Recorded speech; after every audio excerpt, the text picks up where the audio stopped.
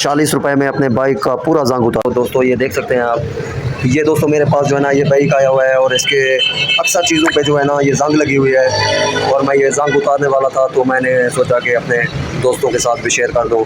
ये देखें दोस्तों, ये मैं जंग इसकी उतार रहा हूँ बहुत ही आसान तरीके के साथ। ये सिर्फ पानी और एक थोड़ा सा ये केमिकल है, उसके साथ मैं इस जंग को जो है ना उतार रहा हूँ। ये दोस्तों ये साफ़ होता जाएगा। ये देखें दोस्तों, ये माली गार्ड का ये हिस्सा कितना गंदा हो गया है, सारा जंग लग गया है इसको ना जो है ना ये हल्का हल्का सा पाउडर लगाते जाएंगे और रगड़ते जाएंगे, ये बिल्कुल साफ़ हो जाएगा। बहुत ही आसान तरीका है इसकी सफाई करने का।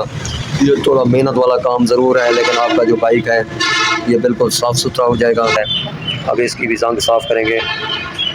दोस्तों 40 रुपए का खर्चा है, 2500-3000 का जो है ना मॉडी गार्ड बचा सकते हैं। ये देखें दोस्तों, इस तरीके से जंग उतारे और आगे